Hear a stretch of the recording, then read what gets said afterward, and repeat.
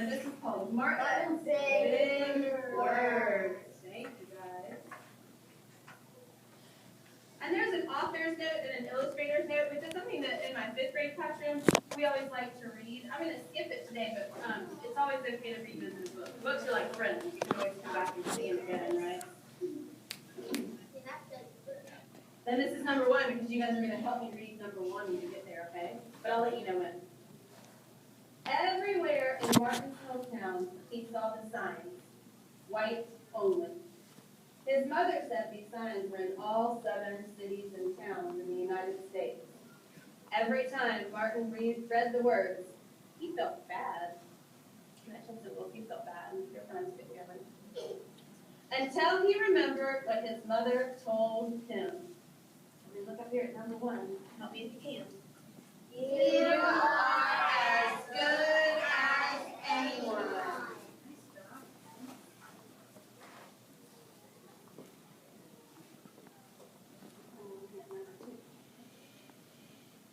In church, Martin sang hymns. He read from the Bible. He listened to his father preach. These words made him feel good. When I grow up, I'm going to get big words too. Did you get this big word from your dad that made him feel safe and good? Okay.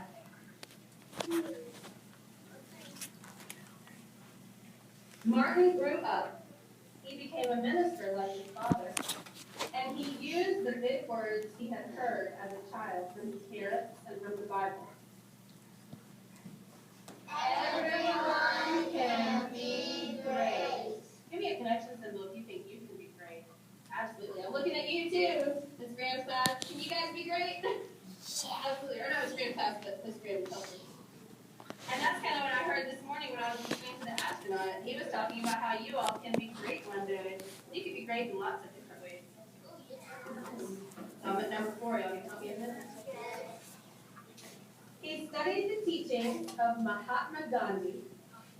He learned how the Indian nation won freedom without ever firing a gun. You guys have been studying American heroes, right? So other countries have heroes too, and Gandhi is a very big hero in India. Martin said love when others said hate. Hate cannot drive out hate. Only love can do that.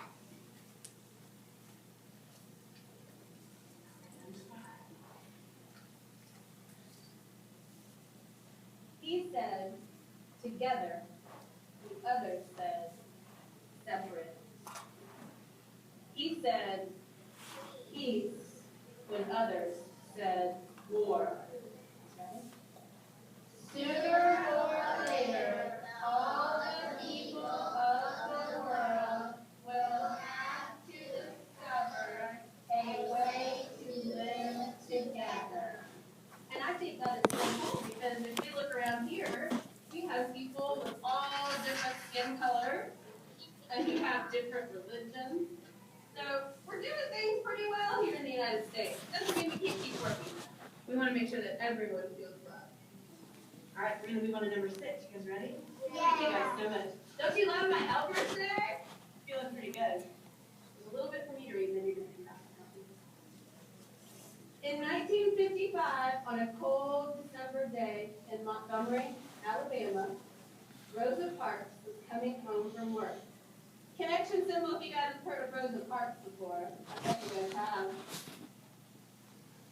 A white man told her to get up from her seat on the bus so he could sit. Is that okay? No. No, that's pretty rude, isn't it? And she said no and was arrested. Someone raise your hand and tell me what does that mean she was arrested? Sandra, what does that mean? She was put in jail. Yeah, she was put in jail. The police told her she had done something wrong. These black citizens learned of her arrest. It made them angry. Connection, if it would have made you angry too. Yeah. They decided not to ride the buses until they could sit anywhere they wanted. It wasn't nice. And you have to remember, back then, a lot of people didn't have cars. Like right now, I bet everybody in here has a car that they either can borrow or ride in. Not you guys, because you're not old enough to drive, but your parents or someone who takes care of you. But back then, a lot of people didn't own a car, so the bus was the only way they could get anywhere. And even though it's not as cold as Minnesota, it still gets cold here in the winter, right? You don't want to have to walk everywhere.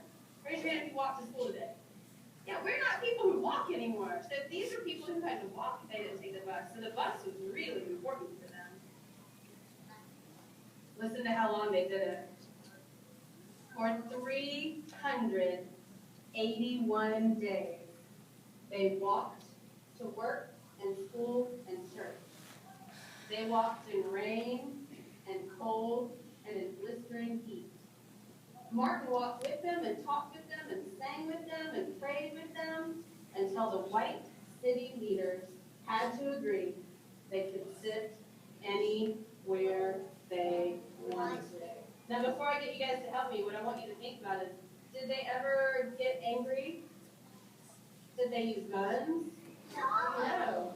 They just didn't ride the buses. And the reason that the city had to say okay is because they needed the money that they were getting them to ride the buses. So it worked out in a really peaceful way. So let's hear what Martin said about this. This is number 6. Ready? When the history books are written, someone will say there lived black people who had the courage to stand up for their rights. Isn't that awesome? We are so happy that Dr. King did that for us. Right, we're going to do number 7 next. Start reading it. In the next 10 years, black Americans all over the South protested for equal rights. Martin walked with them and talked with them and sang with them and prayed with them. White ministers told them to stop. Whoa. Mayors and governors and police chiefs and judges ordered them to stop. But they kept on marching. You guys ready? We're going to do number 7. Wait! For years I have heard the word wait. We have waited more than 340 years for our rights. Why do you think he said that they had to wait so long? Why would Dr. King say that? Someone raise your hand and tell me. What do you think? Why do you think they had to wait so long? Yeah, well, they didn't. They were jailed and beaten and murdered. But they kept on marching. Some black Americans wanted to fight back with their fists. Can you see that? Do you have a connection? Wouldn't you be angry too? But Dr. Martin Luther King convinced them not to. Of the power of love. Love is the key to the problems of the world. Raise your hand if you've ever been in a situation where, and I'm talking to you guys too, if you've ever been in a situation where you did something wrong and you know you did something wrong and you are worried because you know your mom or dad or someone at your house is going to be really upset with you. Raise your hand if you've ever been in there. I've been there. I know that. And you walk in, you walk so slow. You walk like this, like, oh, I'm going to be in so much trouble. But have you ever had a moment, you know what I'm talking about. But have you ever had a moment where someone gave you a big hug and they told you it's okay? No? Well, I haven't. I bet someday that'll happen to you. And sometimes it's so nice when you know you've done something wrong that someone forgives you. That's one of the best feelings ever, isn't it? And so Dr. Martin King said to remember the power of love.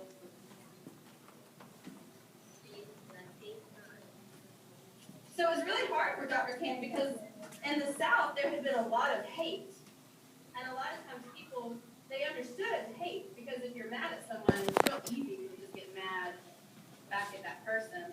But it's harder to love a person, especially someone who's being white Southerners hated and feared Martin's words. A few threatened to kill him and his family. His house was bombed. His brother's house was bombed. But he refused to stop. Remember, if I am stopped, this movement will not be stopped, because God is with this movement. So for Dr. King, he knew that saying what he believed and saying what was right could get him hurt or his family hurt. But he felt like it was too big and too important not to keep going, right? And I agree with that. I'm so glad he was there for us. And even though we have lots of different faiths, his faith helped him along. And everyone can have faith in different things. It doesn't matter what you have faith in or where you go to church or if you go to church at all. It just matters that you believe and that you treat people with love and respect. And so we kind of know the end of the story, but we're going to finish off together anyway. The marches continued. More and more Americans listened to Martin's words. He shared his dreams and filled them with one of my favorite words ever, hope. Yeah. And then everybody's probably heard this. You can probably make a connection. But we're going to say it together if you're ready. I have a dream that one day in Alabama, little black boys and black girls will join hands with little white boys and white girls as sisters and brothers. So after 10 years of protest, the lawmakers in Washington voted to end segregation. The white-only signs in the South came down.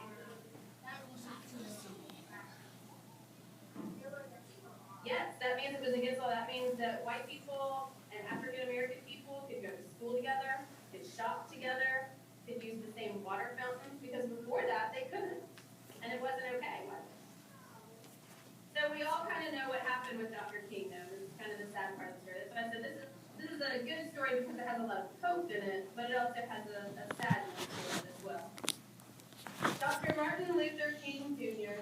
cared about all Americans. He cared about people all over the world. And people all over the world admired him. In 1964, he won the Nobel Peace Prize. He won it because he taught others to fight with words, not fists. Martin went wherever people needed help. In April 1968, he went to Memphis, Tennessee. He went to help garbage collectors who were on strike. He walked with them and talked with them and sang with them and prayed with them. On his second day there, he was shot. He died.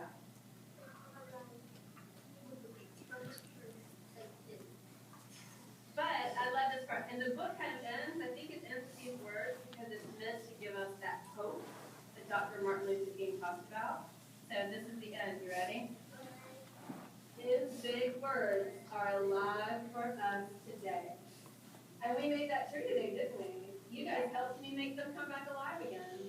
And if you look around, you can see people with all kinds of skin colors, and we all love each other, right? For who we are. That's pretty cool, isn't it? Yes. So, I think, Mrs. Kirkpatrick, you have some friends who are going to maybe share some of their own words? We do. Let's have Morning Club 4 and Morning Club 3. You'll grab yours real quick.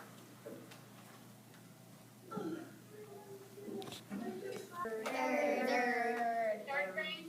Well, we talked about in first grade that it doesn't just mean to have big words that are big in size, but we talked about big and powerful words and how they can affect us. So I'm going to have some of my friends come up and tell you what their big and powerful word is.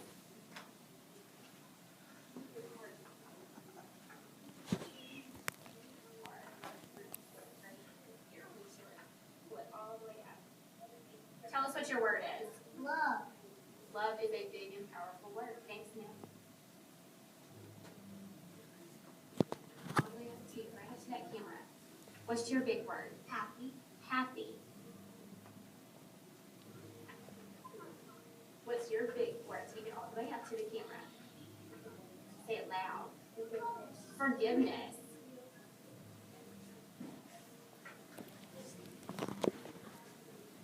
Turn your card around. Tell them what your big word is. Oh, thankfulness. Thankfulness means you like them.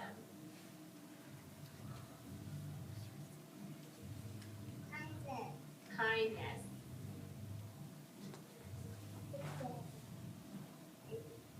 Your card says together is working on healing.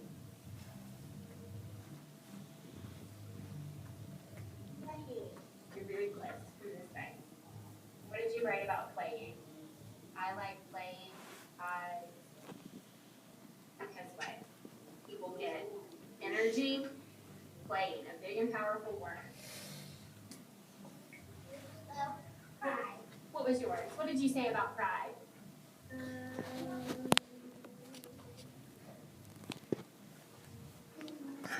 When you follow directions, it makes you proud.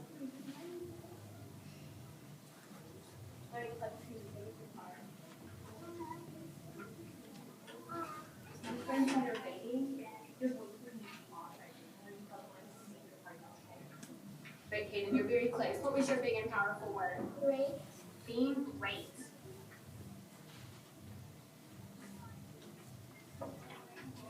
Ariana, what's your word? Creativity. Creativity. And what's yours? Yamor? Friends. Friends are good. First grade friends. We're not showing this friends class exactly how we should be actively listening right now. Bring your cards on over. Hold it up to the camera. What's your big and powerful word? Love. We talked about that one a lot. Love is a big and powerful word. Tell them your word. Nice. Being nice. What's nice being when we have to Kaylee? Phil, what was your word? Patience. Having patience. What was your word? Respect. Showing respect is showing good manners. What was your word? Flexibility. Being able to change your plans. And then Lauren, what was your word? Family. A big and powerful word. What does family mean, Lauren?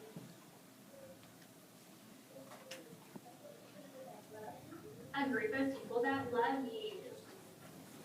All right. Well, Miss Graham, thank you so much for being with us today. You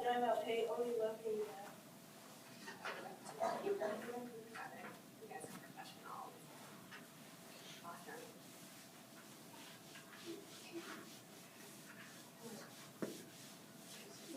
Love is the only force capable of transforming enemies into friends. Ooh. Transform enemies into friends.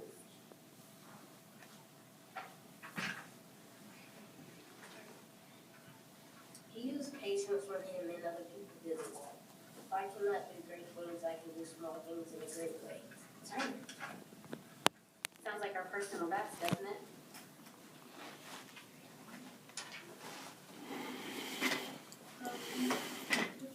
Carrying when he said this quote, life's most persistent and urgent question is, what are you doing for others? What are you doing for others?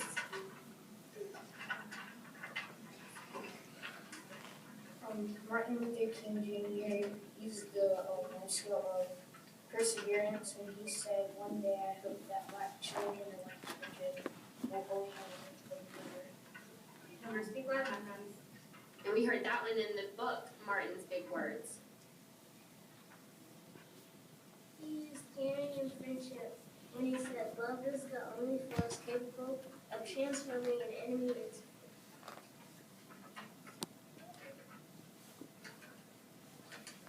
He used pride, the limited measure of humanity, that way he stood The limited measure of a man is not where he stands in the moments of comfort and convenience, but where he stands at times of challenge and adversity.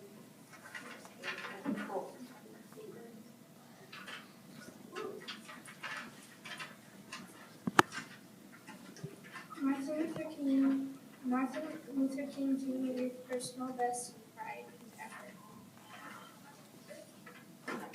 There you go. Good illustration. Awesome. Perseverance. What did he do? What did he say? Dr. Martin Luther King used perseverance when he said, if you can't fly, then run. If you can't run, then walk. If you can't walk, then crawl. But whatever you do, you have to keep moving. So do what you can do and do the best that you can. All right. So I think that concludes all of the things that we wanted to share with you.